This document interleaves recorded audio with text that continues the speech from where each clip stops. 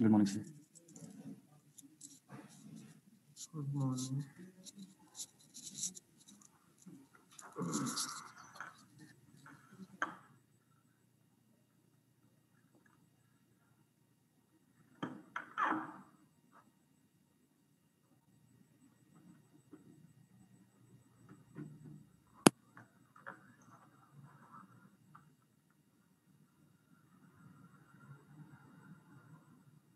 हाँ हर्षित बोलो।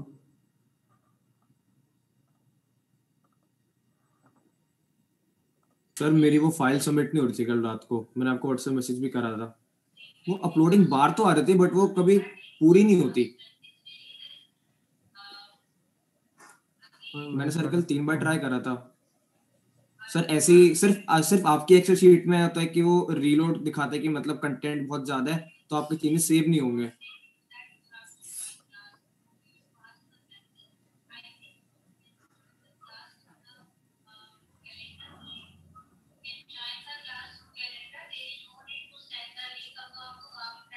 मैंने सर फोन से भी ट्राई करा, लैपटॉप से भी करा, दोनों जगह से नहीं हुआ। मुझसे क्या चाह रहे हो इसके अंदर ये बताओ मुझे। सर अब मेरा लेट सबमिशन आएगा जिसमें मेरी कोई गलती भी नहीं है। गलती क्यों नहीं है? जब तुम्हें लास्ट फ्राइडे को करवाया गया था तो तुम्हारा जो काम था वो कंप्लीट होना चाहिए था। जब तुम्हें लिंक दिया गया था, मेरे लिंक सबमिट करते ही विदिन 5 मिनट 10 बच्चों ने डेटा जो था वो अपनी फाइल सबमिट कर दी है। अब उसमें किसकी वो है? डेडलाइन के एंड मौके पे जाके कुछ करोगे तो उसके तो चांसेस हैं ही।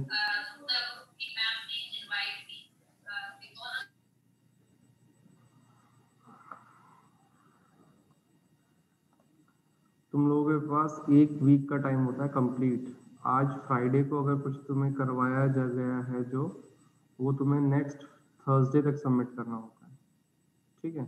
और मोस्टली अगर कुछ भी रिटर्न वर्क जो होगा 1 से 2 घंटे के अंदर तुम्हें लैब के अंदर जो भी एक्सपेरिमेंट होता है वो पहले समझाया जाता है। अगर वो एक्सपेरिमेंटल है, अगर वो पॉसिबल है तो तुम्हें वो एक्सपेरिमेंटल एक्सप्लेन करके वर्क पे दिखाया भी जाता है। तुम्हें जस्ट करना क्या है, तुम्हें समझा हुआ है, तुम्हें अपने आप को फिर से उसको पढ़ के इसको राइट डाउन करना है, इतना काम है तुम्हारा। उसके लिए अगर 7 दिन कम पड़ रहे हैं तो तुम्हें खुद को फास्ट करने की ज़रूरत है। क्योंकि अभी तो तुम्हें समझ लो ऑनलाइन है, तुम्हें इतना ज़्यादा पता नहीं चल रहा है। ऑफलाइन क्लासेस स्टार्ट होंगी तो ये सब चीज़ें, क्योंकि अभी तुम्हें कॉलेज नहीं आना पड़ रहा है। अभी तुम्हारी लाइफ का जो एक पूरे 24 आवर्स में ना एक बहुत बड़ा टाइम पीरियड जो कि तुम्हारे 1-1.5 घंटा कॉलेज आना और 1-1.5 घंटा कॉलेज से जाना, 2 से 3 घंटे जो तुम्हारे दिन के हैं वो बच रहे हैं अभी। तो अभी तुम लोग अगर अभी मैनेज नहीं कर पाओगे तो फिर आगे चलेगा।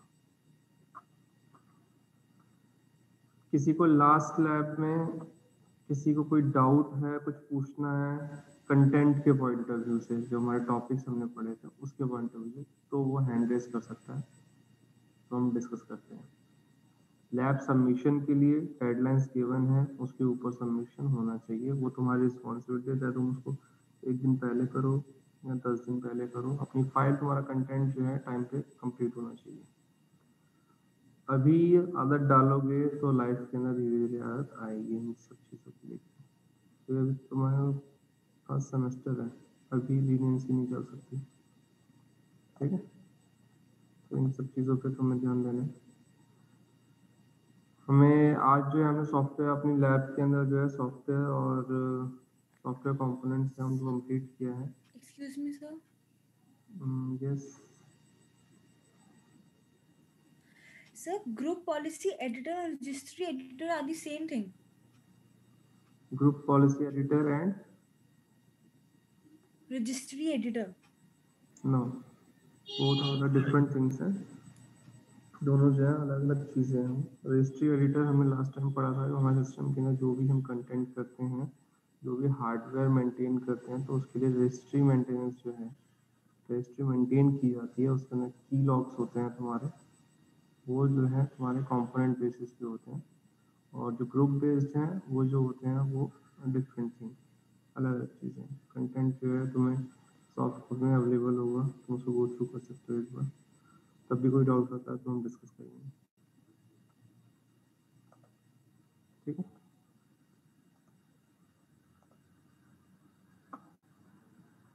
चलो स्टार्ट करते हैं आज का। आज हमारा जो है लैब का, हाँ कुछ लोगों का मुझे मैसेज आ रहा था, कॉल पे आया था किसी का कि आज का क्या शेड्यूल रहेगा।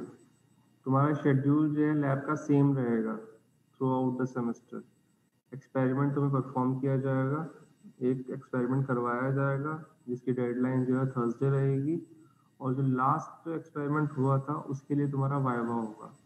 वाइवा पूरे 2 घंटे में पूरे सब स्टूडेंट्स का पॉसिबल नहीं है, तो वो वाइवा ऐसा होगा कि अगर इस वीक फर्स्ट ग्रुप का हो रहा है तो नेक्स्ट वीक जो है वो सेकेंड ग्रुप का होगा, ठीक है। जो स्टूडेंट रह गएंगे वो एब्सेंट मार्क होंगे, वो उनकी रिस्पॉन्सिबिलिटी है, ठीक है। लैब के मार्क्स की तुम्हें मीनिंग अभी समझ में नहीं आएगा, जब फाइनल के तुम्हारे मार्क्स आएंगे तो तुम्हें उसका मीनिंग जो है तब समझ में आएगा कि मार्क्स कहाँ गए। अभी भी मेरे पास जो है अराउंड 15 स्टूडेंट्स ने जो है वाइवा नहीं दिया है, तो वो जो है अपनी उसके लिए खुद रिस्पॉन्सिबल है। किसी की जेन्युइन प्रॉब्लम है, उसने मेरे साथ शेयर की हुई है, तो हाँ ठीक है, हम उसको एंटरटेन करेंगे और उसका वाइवा दोबारा से शेड्यूल होगा। कुछ स्टूडेंट्स की जेन्युइन प्रॉब्लम थी, उन्होंने शेयर की है, तो उन सबको देखा जाएगा, ठीक है। और किसी को कोई डाउट है तो पूछ सकता है। हाँ प्रियांश भारद्वाज और हर्षित।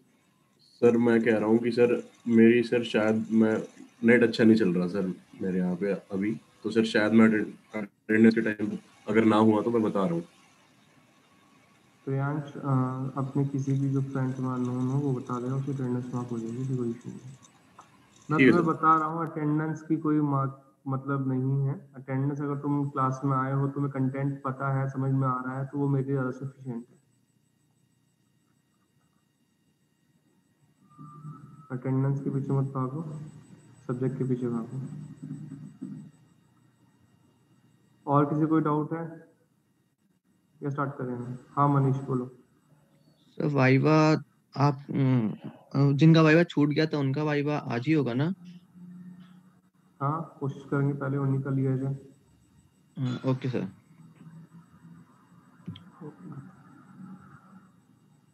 तुम्हारे जो टॉपिक लैब के अंदर चल रहे हैं वो तुम्हारे सिलेबस के अंदर भी इंक्लूड है, तो जो एक बार डिस्कस हो जाएगा उसको डबल डबल नहीं होगा। जैसे कि सेकेंड यूनिट का फर्स्ट टॉपिक था, वो तुम्हारा था इंटरनल और एक्सटर्नल कमांड्स ऑफ डॉस, वो हम लैब के अंदर कर चुके हैं, तो वो दोबारा से रिपीट करने का कोई मतलब भी नहीं है। तो उन सब चीज़ों को ध्यान में रख के अपना सिलेबस तो तुम सबके पास होगा, उसके अकॉर्डिंग प्रिपरेशन स्टार्ट कर दो। 15 से तुम लोगों का एग्ज़ाम होगा जो है, और उसके लिए प्रिपेयर हो। 2 यूनिट तुम्हारा सिलेबस आएगा। अभी वो तो नहीं बताइए कि किस दिन कौन सा एग्जाम होगा, वो कब आती है?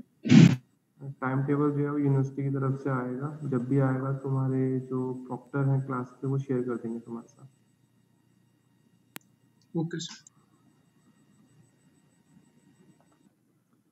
ठीक है, तो आज जो हमारा एक्सपेरिमेंट नंबर 5 है वो है इंस्टॉलेशन ऑफ RMP और Debian Linux distribution with the emphasis on the drive partition। ये जो है सिंपल अगर लैंग्वेज में बोलूँ तो ये जो एक्सपेरिमेंट है, ये इसका एम जो है डेबियन या फिर लाइनक्स का कोई भी वर्जन हमें अपने सिस्टम पे कैसे इंस्टॉल करना है उसका प्रैक्टिकल व्यू है। अब अगर तुम यहाँ पे सिस्टम प्रैक्टिकल मतलब प्रेजेंट होते तो यहाँ पे ये चीज़ पॉसिबल थी, बट ऑनलाइन के सिस्टम के ऊपर शेयरिंग नहीं हो सकती इस चीज़ की। तो प्रैक्टिकली तुम लोग अपने घर पे इसको करना चाहो, अगर किसी के पास पर्सनल सिस्टम है तो वो इम्प्लीमेंट करके देख सकता है लाइनक्स को कैसे इंस्टॉल कर सकते हैं, ठीक है। तो उसको हम आज डिस्कस करेंगे। वेट में तुम लोग के साथ screen share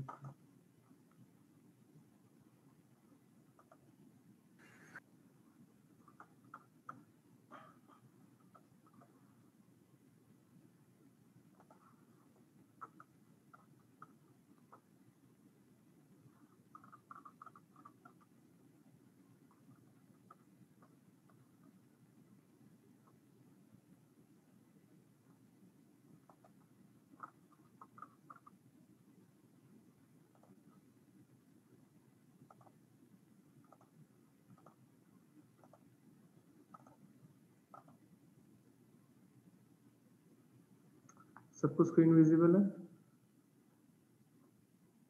yes sir. Yes sir. Okay.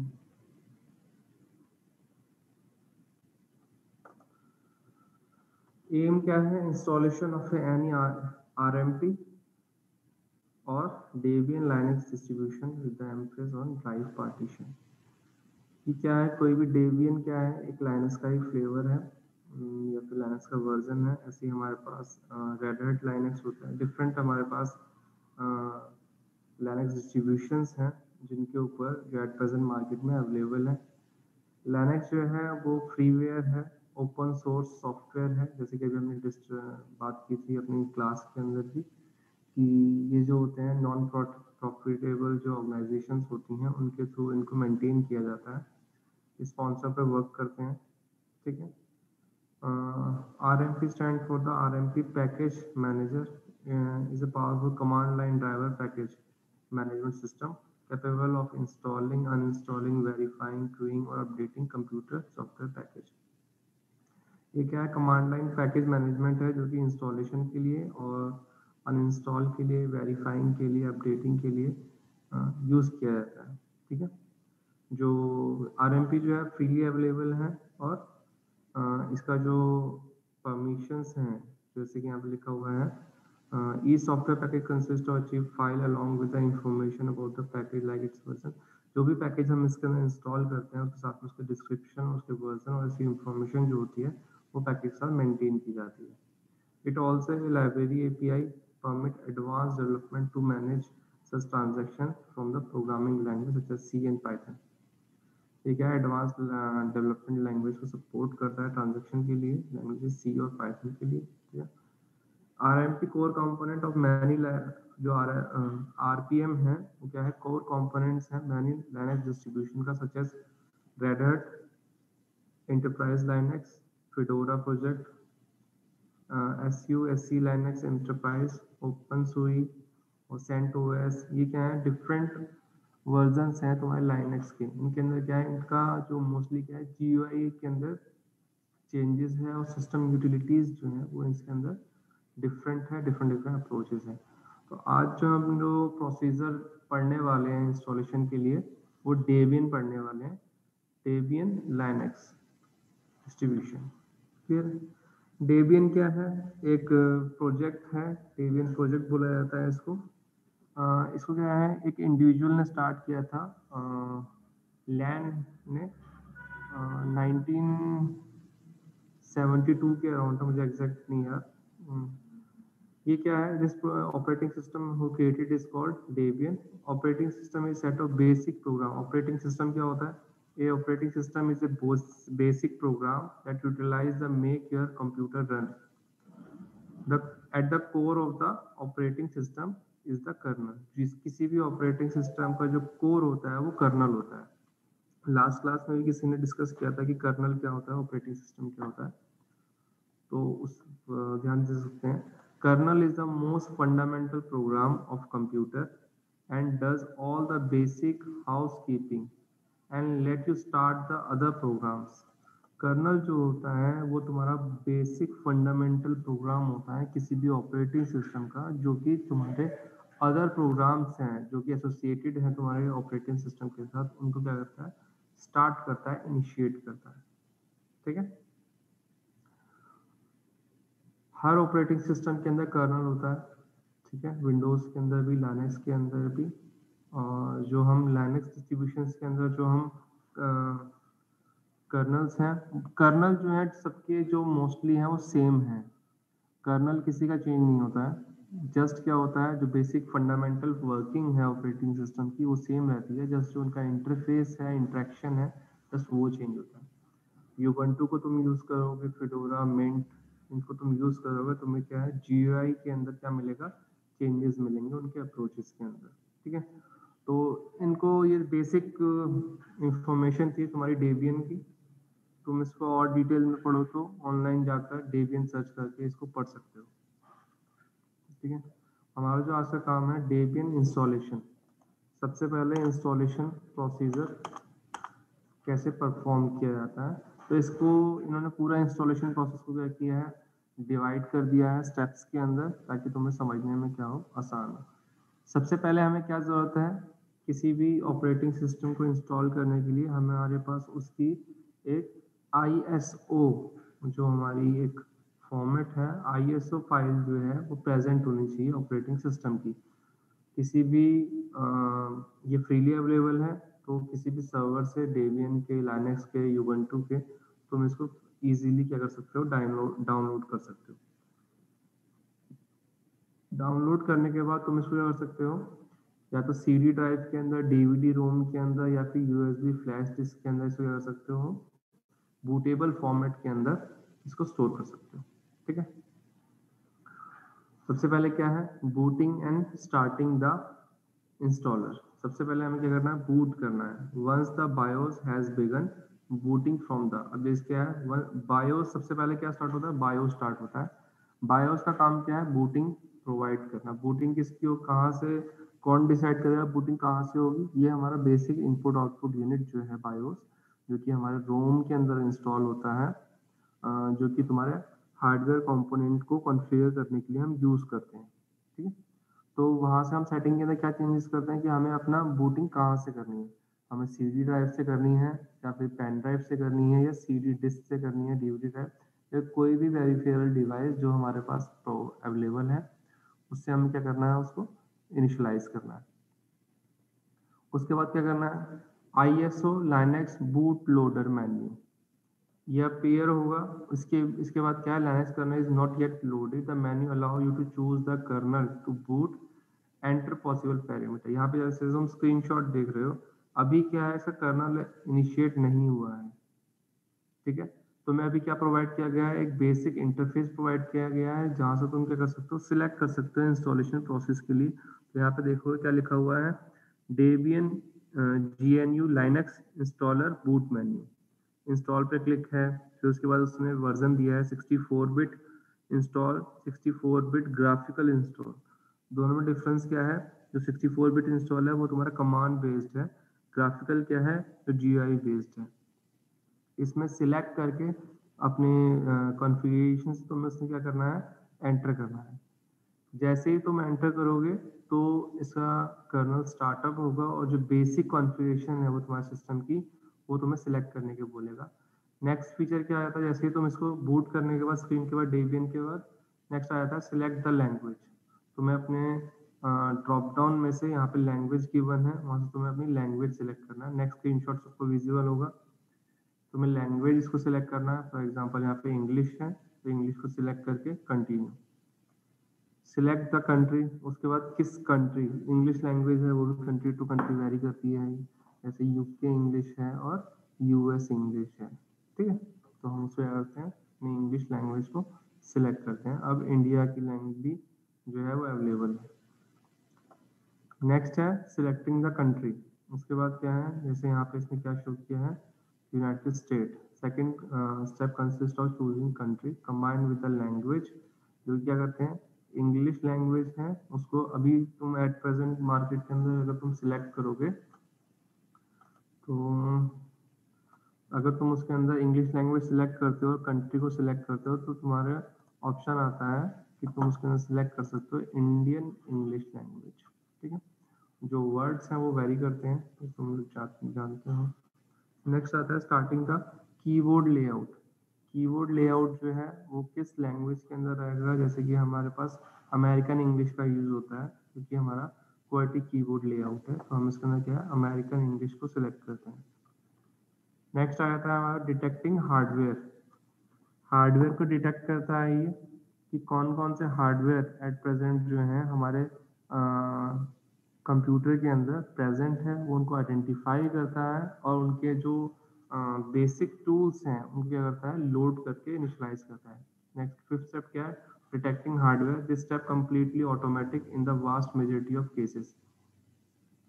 Hardware detection का जो काम है वो क्या है, ऑटोमेटिक है, इसमें हमें कुछ नहीं करना होता है। हमें जो, तुम लोगों में से काफियों ने, किसी ने विंडो इंस्टॉल करी है अपने सिस्टम पे, तो हैंड रेज कर सकता है। Yes sir. हाँ, विंडो इंस्टॉल करते वक्त हम क्या क्या सिलेक्ट करते हैं मैनुअली, किसी को याद हो तो बताएगा। सर कौन सी डिस्पार्टीशन पार्टीशन में डालना है और लैंग्वेज वगैरह। हम सबसे पहले क्या करते हैं, उसके अंदर हमारे पास आता है और हम क्या सिलेक्ट करते हैं, इंस्टॉल पे क्लिक करते हैं। उसके बाद वो क्या करता है, हार्डवेयर कंपोनेंट को करता है, डिटेक्ट करता है और हमसे पार्टीशन के बारे में पूछता है कि हम उसे कहाँ इंस्टॉल करना चाहते हैं। पार्टीशन पे इंस्टॉल पे क्लिक करने के बाद वो सारा काम खुद से करता है, डिटेक्शन करना, हार्डवेयर कॉन्फ़िगरेशन करना, उसके अकॉर्डिंग पैकेज को इंस्टॉल करना, वो सारा काम उसका होता है। उसके बाद जब इंस्टॉल हो जाता है तो वो क्या करता है, कॉन्फ़िगर करवाता है कि क्या यूज़र का नाम है, लॉगिन करवाता है, कनेक्टिविटी करवाता है, पैक इंस्टॉल करवाता है। वो सारे फीचर किसके बाद होते हैं, इंस्टॉलेशन के बाद होते हैं। ठीक है, ऐसे ही यहाँ पे क्या होता है, हार्डवेयर डिटेक्शन होता है, फिर लोडिंग कंपोनेंट्स आते हैं। With the content of the CD now available, the installer load all the file necessary to continue with its work. This include additional drivers for remaining hardware, especially the card network as well as the component of the installation. Loading components क्या होते हैं, जैसे कि इससे क्या समझ में आ रहा है, जो भी हमने सीडी या फिर बूटेबल ड्राइव जिसके थ्रू हम बूट कर रहे हैं, वो क्या करता है, जो भी एडिशनल हार्डवेयर डिटेक्ट किए गए हैं, उन डिटेक्टेड हार्डवेयर के लिए जो कंपोनेंट ज़रूरत है उनको वर्क करने के लिए, अगर मान लो मेरे पास लैपटॉप मेरे सिस्टम के अंदर कार्ड जो है, नेटवर्क कार्ड जो मेरा ईथरनेट कार्ड है वो प्रेजेंट है, बट मेरे पास उसका जो सॉफ्टवेयर है, ड्राइवर है, वो इंस्टॉल नहीं है, तो क्या मैं उसे यूज़ कर पाऊंगा? नहीं। तो अभी एट प्रेजेंट के पहले हमें क्या करना पड़ता था, एडिशनली उनको इंस्टॉल करना पड़ता था, बट अभी सिस्टम क्या है, ऑटोमेटिकली उसको डिटेक्ट करते हैं हार्डवेयर को और उनके जो कंपोनेंट्स होते हैं उनको लोड करते हैं। क्लियर? नेक्स्ट क्या करते हैं, डिटेक्ट द नेटवर्क हार्डवेयर। सबसे पहले करते हैं हार्डवेयर के अंदर नेटवर्क हार्डवेयर को सिलेक्ट करते हैं। नेटवर्क हार्डवेयर को डिटेक्ट करने के बाद उसको कॉन्फ़िगर करते हैं। कॉन्फ़िगर किस लिए? ताकि वो तुम्हें जो भी कनेक्टिविटी है, अगर तुम कोई भी ओपन सोर्स सॉफ्टवेयर का यूज़ करते हो, अगर तुम्हारे पास लाइनक्स है और तुमने उसके अंदर कभी कोई पैकेज इंस्टॉल करने के लिए ट्राई किया हो, तो सबसे पहले वो क्या करता है, अपडेट करवाता है तुम्हारे सिस्टम को अपडेट करने के बाद क्या करता है, वो जो latest update package, for example तुम्हें कोई भी एप्लीकेशन इंस्टॉल करनी है, तो वो पहले क्या करेगा, जो लेटेस्ट पैचेस हैं, जो फंक्शंस हैं, पैकेजेस हैं, उनको इंस्टॉल करवाता है। उसके बाद तुम्हारा क्या होता है, सिस्टम जो है उस पर्टिकुलर जो एप्लीकेशन है उसको इंस्टॉल करता है। ये क्या करता है, कॉन्फ़िगर करता है तुम्हारे, in order to automate the process such as possible as much as possible, the installer attempts a automatic network configuration by DHCP। इससे क्या करता है, वो ऑटोमेटिकली नेटवर्क कॉन्फ़िगर करता है डायरेक्ट, और जो डायरेक्ट HCP जो IPv4 वर्जन है, IPv6 नेटवर्क को डिस्कवर करता है।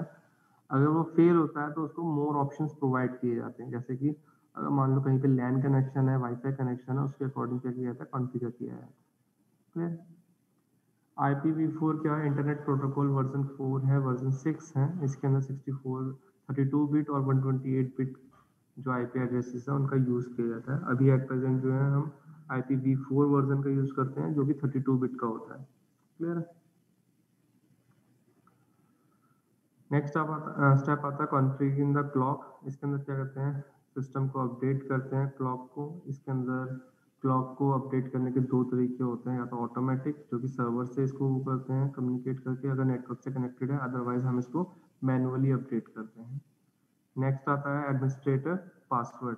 एडमिनिस्ट्रेटर पासवर्ड के अंदर जो भी मशीन के अंदर रूट यूज़र होता है, रूट यूज़र इसके अंदर एडमिन होता है, जिसको सारी प्रिविलेजेस हैं वो प्रोवाइडेड की जाती हैं, कोई भी फंक्शंस जो होते हैं, तो उसके लिए क्या होता है, रूट पासवर्ड क्रिएट किया जाता है। तो यहाँ पे तुम देखोगे यहाँ पे लिखा होगा कहीं पे as a super user root account.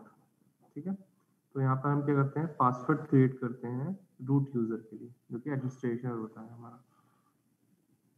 इसके बाद क्या करते हैं, we create the first user. Root user के बाद जो भी यूजर उसको यूज करने वाला है, उसके लिए हम फर्स्ट यूजर को क्रिएट करते हैं। क्रिएट करने के लिए हमें सिंपल क्या करना है, यूजर को नाम मेंशन करना और नेक्स्ट करना, तो क्या करेगा, उसको एक यूजर को क्रिएट कर देगा, जो कि उसके लिए वो सेपरेट लॉगिन प्रोवाइड करेगा। हम यूजर्स को मैनेज कर सकते हैं, ग्रुप्स ऑफ यूजर को किसी भी ऑपरेटिंग सिस्टम के अंदर। नेक्स्ट स्टेप है detecting hard disk and other devices. ये स्टेप क्या करते हैं, इसके अंदर जो भी हमारी अटैच्ड डिस्क है या अदर डिवाइसेस, स्टोरेज डिवाइसेस हैं, उसके अंदर ये डिटेक्ट करता है कि कौन कौन से हार्ड डिस्क हमारे पास अवेलेबल है। हम उसके अंदर से सिलेक्ट कर सकते हैं कि कहाँ पर हमें अपना जो सॉफ्टवेयर है उसे इंस्टॉल करना है, जो ऑपरेटिंग सिस्टम है। नेक्स्ट स्टेप रहता है starting the partition tool. Linux के लिए जैसे कि हम जानते हैं हमें एक अलग पार्टीशन की जरूरत होती है। This partitioning step is traditionally difficult for new user. It is necessary to define the various portion of the disk or partition on which Linux file are and the virtual memory swap will be stored. This task is complicated if another operating system that you want to keep in already on the machine.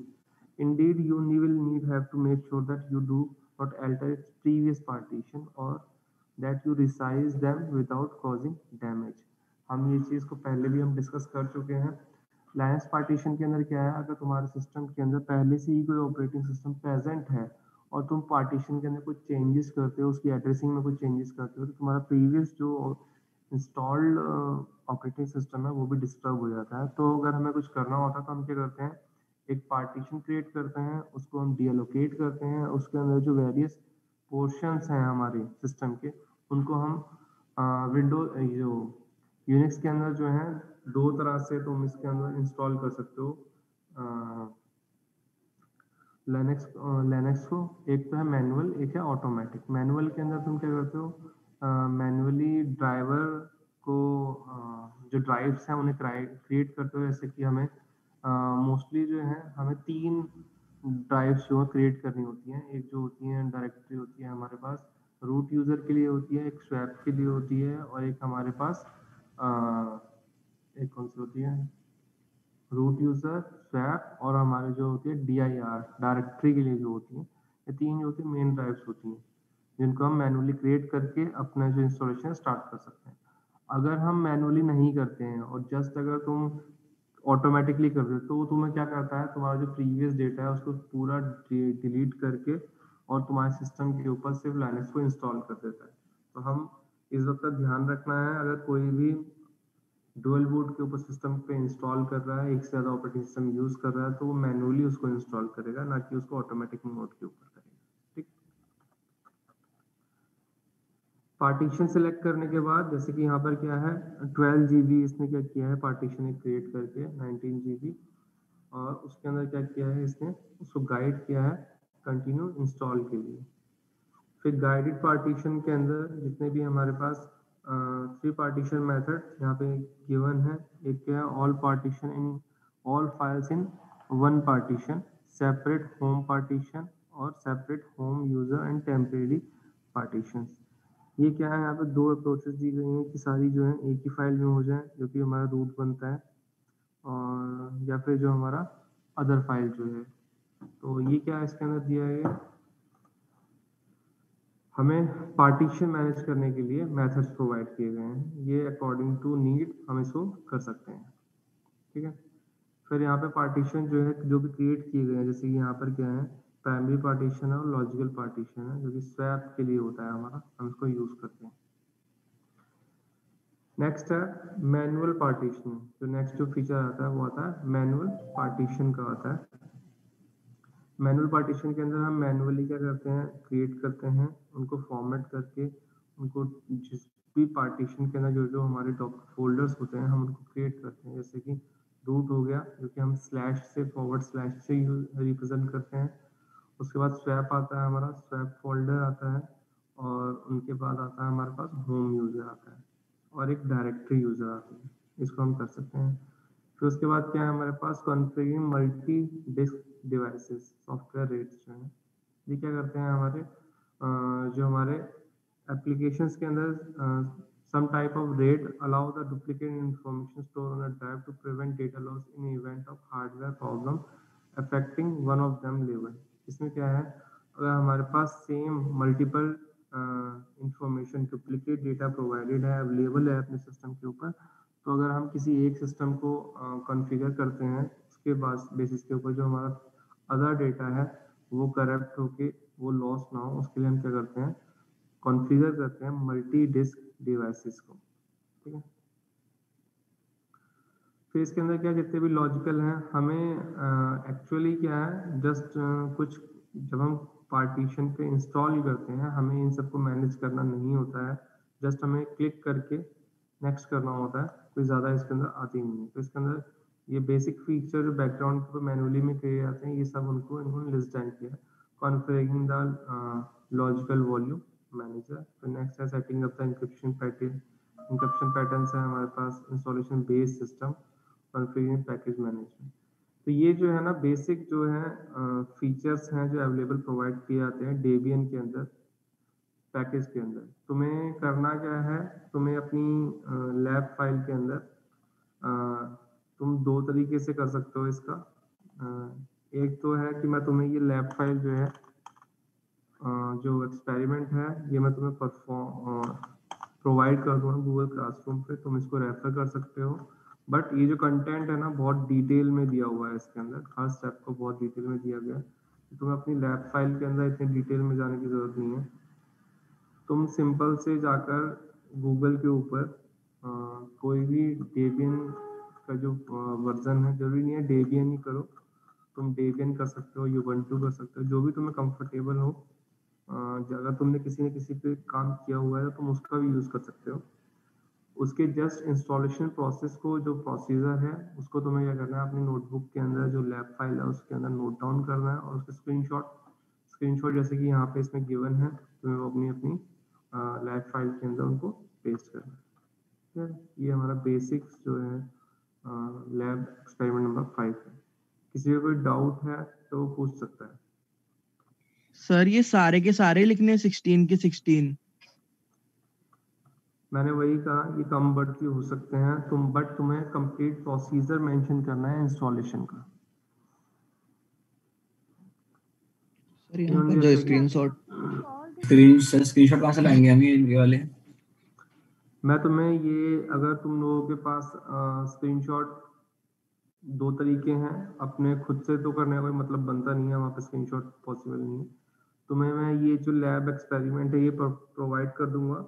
अगर तुम चाहो तो screenshot इससे भी ले सकते हो जो इसमें प्रोवाइडेड है, या फिर ऑनलाइन जो है तुम्हें बहुत सारे जो इंस्टॉलेशन प्रोसेस है वो गिवन होंगे, और उसके ऊपर उनके स्क्रीनशॉट्स होंगे, तुम वो भी यूज कर सकते हो जिसमें तुम कंफर्टेबल हो। हाँ शिव बोलो। सर वो बोल रहा था वो वर्चुअल बॉक्स के अंदर कर सकते नहीं है? सॉरी मुझे समझ नहीं आया sir. Virtual box. Virtual box? हाँ। किस चीज के लिए? अच्छा लाइनक्स। हाँ VMware। हाँ, अगर तुम VMware पे यूज करके अगर तुम इंस्टॉल करते हो तो उस पर तुम बाकी यूजर्स भी कर सकते हो। स्क्रीन से वैसे फिर उससे स्क्रीनशॉट ले सकते ना, मैं इसे बोल रहा हूँ मैं। हाँ, तो क्योंकि ओके सर वही करते तो मैं। ओके, वैसे अच्छा पॉइंट ऑफ व्यू है। तुम लोग एक बार अपने सिस्टम के ऊपर VMware को इंस्टॉल करके, डेबियन को इंस्टॉल करके उसके थ्रू तुम करो, ज़्यादा बेटर है। और VMware के ऊपर करने पे तुम्हारे सिस्टम को कोई हार्म भी नहीं है, कोई प्रोसीजर वो भी नहीं है, ड्रॉबैक भी नहीं है, तो तुम लोग सब कर सकते हो। तो कोई भी जो भी तुम, फिर तो मुझे इसको प्रोवाइड करने की जरूरत नहीं है। हाँ मनीष बोलो।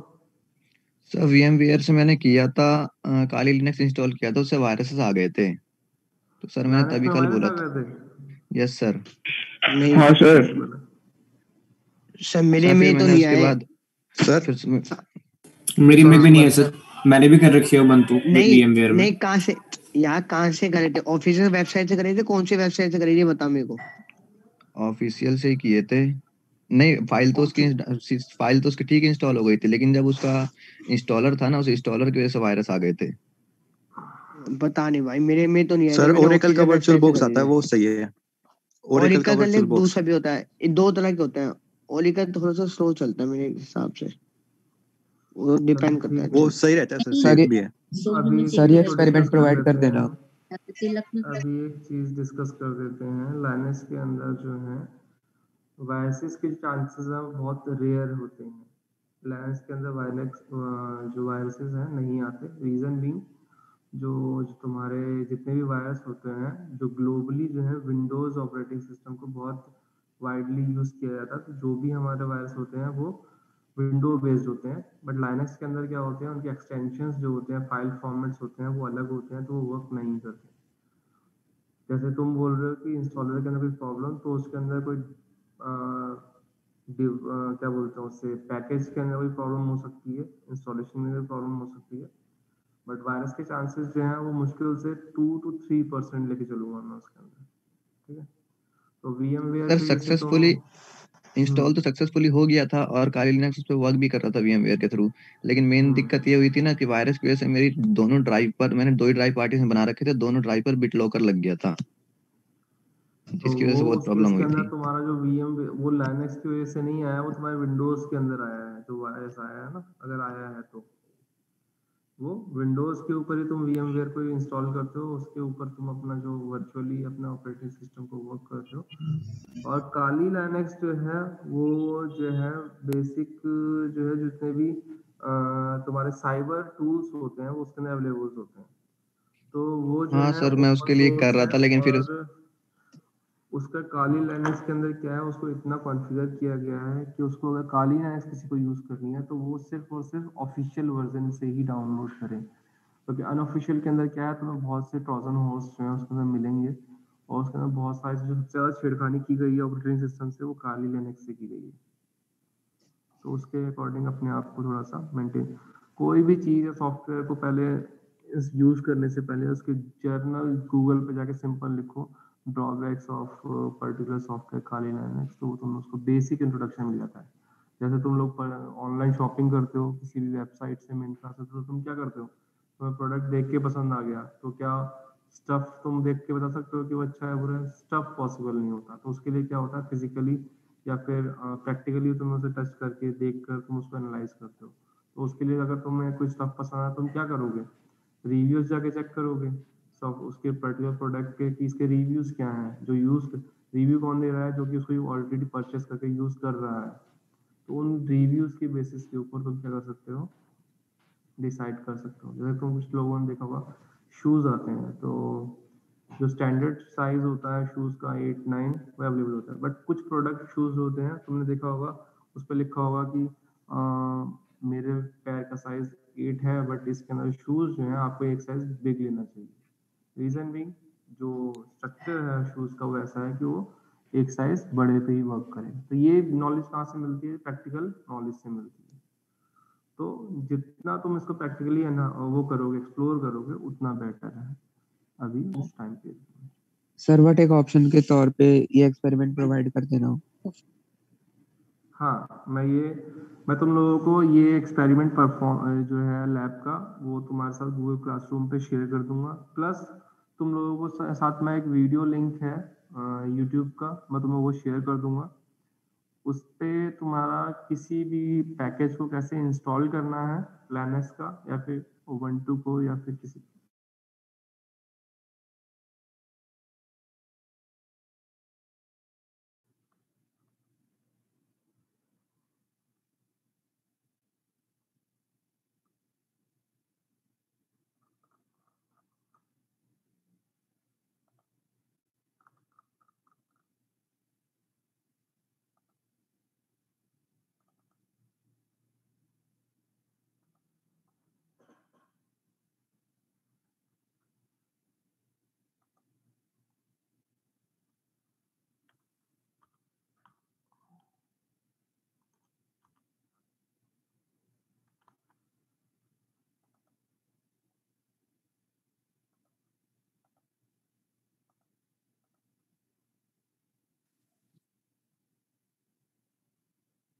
हाँ मनीष, कोई पूछना है तुम्हें?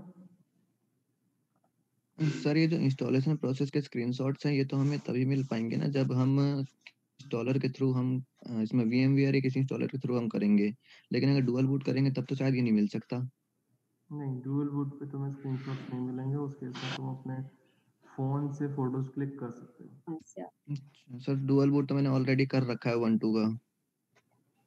ठीक है, कोई इशू नहीं। मैंने तुम्हें बोला ना सारे ऑप्शंस ओपन है, किसी ने अगर इंस्टॉल कर रखा है तो भी ठीक है, तुम ऑनलाइन जाके पढ़। बेसिक हमारा जो बेसिक कॉन्सेप्ट क्या है, जो होल गोल क्या है, गोल है कि तुम्हें प्रोसीजर आना चाहिए कैसे इंस्टॉल करना है। जिन सिस्टम में जिन यूजर्स ने इंस्टॉल नहीं किया हुआ है अपने सिस्टम पे, वो VMware के ऊपर उसे इंस्टॉल करके उसके स्क्रीनशॉट लगा सकते हैं। जिन यूजर ने इंस्टॉल किया हुआ है उन्हें इंस्टॉलेशन प्रोसीजर पता होगा, तो वो वाइवा में बाय डिफॉल्ट उसके आंसर्स कर देंगे, ठीक है। जिन्होंने किया हुआ है वो ऑनलाइन किसी भी इंस्टॉलेशन प्रोसेस को फॉलो करके उसके स्क्रीनशॉट यूज कर सकते हैं। प्लस तुम्हें जो मैंने अभी लैब एक्सपेरिमेंट तुम लोगों के साथ डिस्कस किया है, मैं वो भी तुम लोगों के साथ शेयर कर दूंगा गूगल क्लासरूम के ऊपर। तो सारा कंटेंट अवेलेबल है, बस ज़रूरत है तुम लोगों को उसको पढ़ने की और प्रैक्टिकली इम्प्लीमेंट करने की। अब किसी को कोई डाउट है तो बताओ।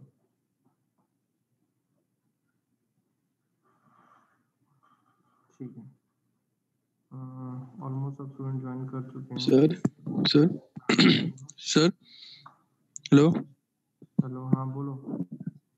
हाँ सर, VMware में सर क्या करना है इंस्टॉल? लाइनक्स, डेबियन या फिर जो भी तुम्हारे को अवेलेबल हो, freely available operating system line का कोई भी फ्लेवर चलेगा। डेबियन प्रेफरेबल है, डेबियन का यूज़ करो जो कि तुम्हारे सिलेबस में मेंशन है। ठीक है, चैट में तुम लोगों को मैं लिंक शेयर कर रहा हूँ, अपनी अटेंडेंस मार्क कर दो इसमें।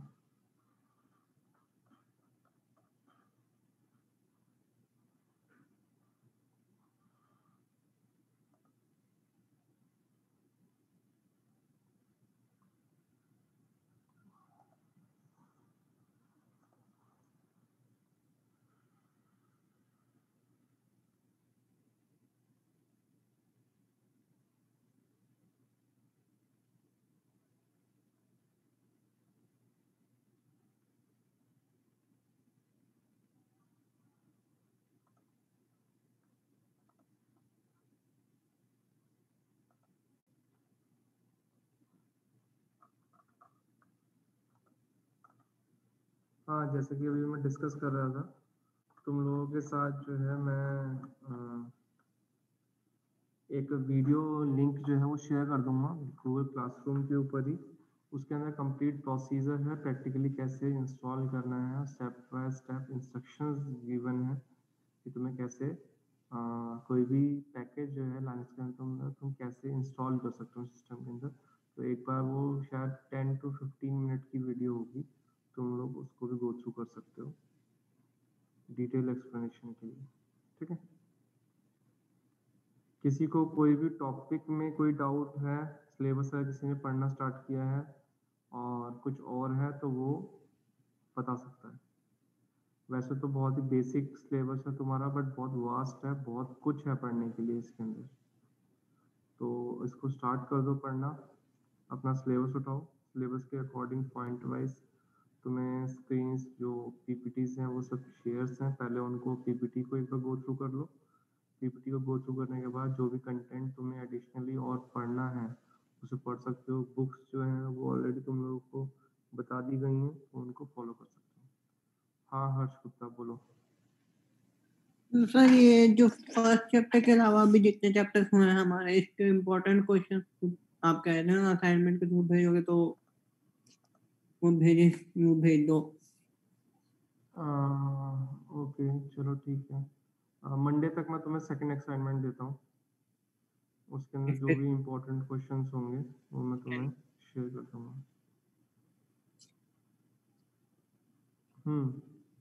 सर हाँ प्रियांश बोलो। सर मेरे को सर लिनक्स सर समझना है, तो सर कोई बता दो सर कहाँ से सीख सकता हूँ मैं, मतलब सर एक करने वाले हैं वो विंडोज का लाइनक्स पे स्टार्ट कर दो। मैंने कोई लाइनक्स को सीखा नहीं है, बट मेरी एमटेक की रिक्वायरमेंट थी तो मुझे लाइनक्स पे वर्क करना था, तो मैंने 2 साल यूबंटू पे काम किया है, इसलिए मैं यूबंटू का यूज टू हो गया हूँ। तो लाइनक्स जैसे कि तुम लोगों को तो कहीं देखा होगा, इंटरव्यूज के अंदर भी जाओगे, आगे फ्यूचर के अंदर जाओगे तो विंडोज ऑपरेटिंग सिस्टम पूछते हैं कि ऑफिस पढ़ा हुआ है क्या, बट तुमको आज तक कभी कहीं पे विंडोज का Microsoft Office, Word, spreadsheet, Excel पढ़ाया गया है कभी? कभी नहीं पढ़ाया गया, बट सबको आता है वो रीजन, क्योंकि हम डेली यूज के अंदर जब उसको यूज करते हैं चीजों को, तो हम उनको सीख सकते हैं ज्यादा बेटर से। हाँ कार्तिक बोलो। सर ये जो डॉस की कमांड है वो कितनी प्रिपेयर करनी है सर? मतलब आपने तो भेजी नहीं थी, तो मतलब आपने समझा तो किसी को बहुत सारी चीजें नेट पे प्रोवाइड कर रही है। कौन सी कमांड? सर डॉस की जो इंटरनल एक्सटर्नल थी कमांड, हाँ तो सर वो नेट पे तो बहुत सारी है, तो मतलब कुछ 10 प्रिपेयर कर ले अपनी तरफ से या फिर सबके बारे में पता होना चाहिए? नहीं, कोई भी जो बेसिक है, जो मैंने लैब के अंदर जो तुम्हें एक्सपेरिमेंट में अंदर करवाई थी, वो बेसिक वो थी, इंस्ट्रक्शंस थी, तो तुम उतना करोगे तो भी काफी है। 5 to 10 जो 5 to 10 बोल रहा हूँ, 10 to 15 instruction for internal and external are sufficient. Okay ठीक सर। है, आज का जो लैब का जो वो काम है वो तुम्हें मैं शेयर कर दूंगा, क्योंकि जिसकी डेडलाइन सेम है, वही नेक्स्ट थर्सडे तक तुम्हें इसे सबमिट करना है। नेक्स्ट टू नेक्स्ट वीक से तुम लोगों के वाइवा होंगे, वो एक्सटर्नल वो होंगे, एग्जाम होंगे, तो कोशिश करो कि तुम इसको 1-2 दिन के अंदर जितनी जल्दी हो सके उसे कंप्लीट कर लो।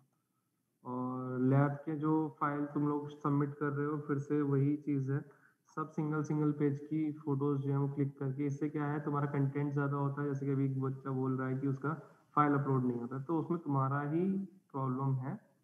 एक पेज जो तुम फोटो क्लिक कर रहे हो उसमें कंप्लीट पेज प्रिंट करो, जिसमें तुम्हारा लाइनिंग वाला पेज और ब्लैंक पेज दोनों कवर हो जाए।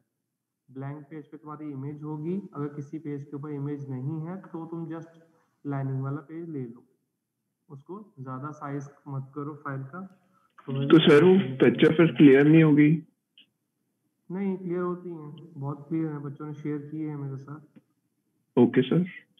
हाँ Sir, when I was practicing DOS, sir बहुत सारी कमांड्स ऐसी थी जो वर्क नहीं कर रही थी मेरे सिस्टम पे, तो उसके लिए कोई एक्सटर्नली हमें, specially external commands, internal commands almost work कर रही थी, एक्सटर्नल कमांड्स तो उसके लिए कोई एक्सटर्नली कोई और ऐप या कोई और सॉफ्टवेयर डाउनलोड करना पड़ेगा? जो डॉस की जो कमांड्स हैं उसकी एक्चुअली डॉस के वर्जन के अकॉर्डिंग जो है ना, कमांड जो है इनकी वेरी कर जाती हैं, तो ऐसी बहुत सारी कमांड्स तुम्हें मिलेंगी जो तुम्हारी करंट उस पर वर्क नहीं होगी। ठीक है, ऐसे ही उन कमांड्स को तुम या तो अपने लाइनक्स, अपने जो विंडोज़ की डॉस है उस पर रन करके देखो, अगर वहाँ रन नहीं हो रही है तो ऑनलाइन डॉस इंटरफेस के ऊपर भी तुम उसे रन कर सकते हो, या फिर लाइनक्स जैसे अभी इंस्टॉल कर रहे हैं तो लाइनक्स के टर्मिनल के ऊपर भी तुम इसे रन कर सकते हो। तो वो सब तुम्हें वहाँ पे क्या है, वर्किंग मोड जो है अवेलेबल होंगे, तुम वहाँ पे उनको वर्क कर सकते हो। 3 ऑप्शंस हैं, फर्स्ट अपने डॉस के ऊपर, सेकंड ऑनलाइन, थर्ड लाइनक्स के जो भी तुम अभी इंस्टॉल करोगे उसके कर्नल के अंदर जाके, वो भी एक तरह से क्या है, कमांड बेस्ड इंटरफेस है, जहाँ पे तुम अपनी इंटरनल और एक्सटर्नल कमांड्स को एग्जीक्यूट कर सकते हो। Okay sir, thank you. Attendance 37 student की अटेंडेंस मार्क हो गई है। जिन स्टूडेंट की अटेंडेंस मार्क नहीं हुई है, अभी यहाँ पे 39 स्टूडेंट है, तो यहाँ पे भी 2 स्टूडेंट हैं जिनकी अटेंडेंस नहीं हुई है।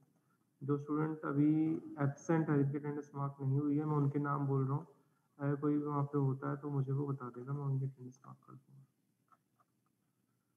रजत है, पंकज जोशी, कुलदीप, जिशान, इनमें से कोई प्रेजेंट है? नेक्स्ट है मान्या वर्मा, निकुंज, दिव्या, मुस्कान, प्रियांशु, सोनिका, नमित राज। नमित राज प्रेजेंट है? Astha, Dhriti, Sir, Astha present. So Dhriti is also present. Okay, Astha and Dhriti. Taksh Rana, Sir, Aryan present. Singh, okay. इसके बाद है आर्यन, शिव कुमार, सर पैसे दो। शिव, ओके। इसके बाद है सिद्धांत, राजीव गर्ग और सोबिया। ठीक है, 41 स्टूडेंट।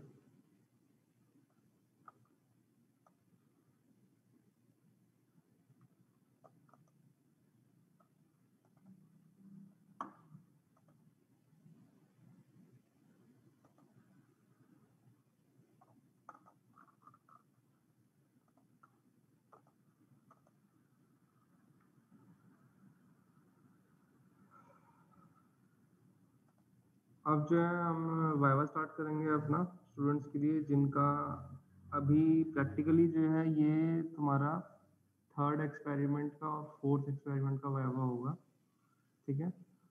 ये उन स्टूडेंट का होगा जो फर्स्ट ग्रुप है। फर्स्ट ग्रुप जो है अपनी क्लास को हाफ डिवाइड कर दोगे तो 30 स्टूडेंट जो फर्स्ट ग्रुप में आएंगे तुम्हारे, जो रोल नंबर वाइज जो यहाँ पे सीक्वेंस नंबर अवेलेबल है।